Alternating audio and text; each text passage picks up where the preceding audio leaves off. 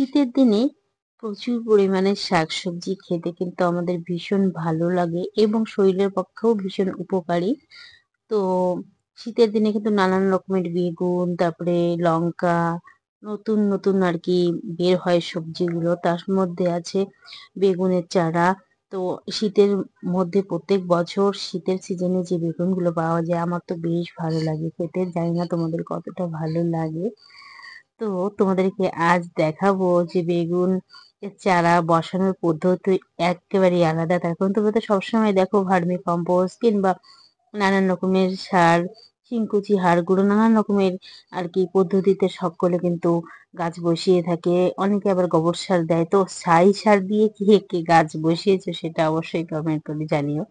এই ছাই সারও মাটির সঙ্গে মিশিয়ে যে খুব সুন্দর গাছ হতে পারে সেটাও হয়তো সকলের ধারণা নেই। তো এই বেগুন গাছ তোমরা দেখতেই পাচ্ছ যে ছাই সারের মাধ্যমে আরকি মাটির মধ্যে বসানো হচ্ছে। এটাতেও কিন্তু প্রচুর পরিমাণে ফলন হয়।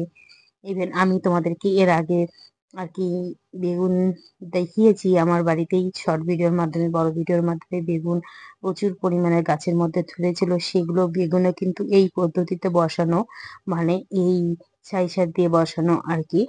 তো প্রচুর পরিমাণে বেগুন কিন্তু ধরেছিল সেটা তোমাদেরকে আমি দেখিয়েছি। আর এখানে প্রচুর পরিমাণ জল জমে বর্ষার সিজনে। সেই বেগুন গাছগুলো আরকি এখন নেই। তার কারণ এখানে জল জমেছিল, প্রচুর জল জমে থাকার কারণে আরকি গাছগুলো নষ্ট হয়ে গেছে।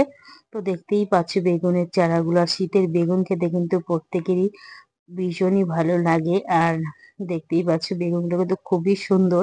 আর এই বেগুনগুলো কিন্তু সারা বছরই বেগুন ধরে। এখন শীতের সিজনে ধরবে এবং গরমের সিজনেও কিন্তু এই বেগুনগুলা আরকি গাছের মধ্যে ধরবে।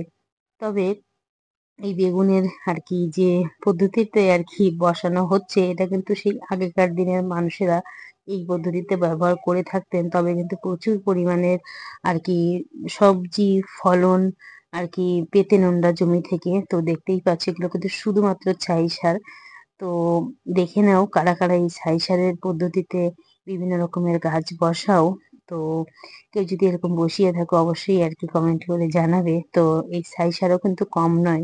এটাও কিন্তু মাটির সঙ্গে মিশে গিয়ে আরকি গাছে কিন্তু ভালো ফলন দেয়। আর গাছের গ্রোথও কিন্তু বেশ ভালো করে। আর ছাই সারটা কিন্তু অবশ্যই পুরনো হওয়া চাই। তার কারণ যে ছাই সারটা আরকি উনুন থেকে বের করা একটু গরম, গরম অবস্থায় থাকে সেটা কিন্তু কখনোই উচিত নয় গাছ বসানো। তো এই ছাই সারটাকে অবশ্যই পুরনো হতে হবে।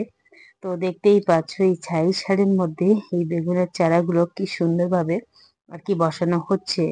তবে প্রত্যেকে কিন্তু কমেন্ট করে জানিও কে, কে এরকম পদ্ধতিতে গাছ বসাও।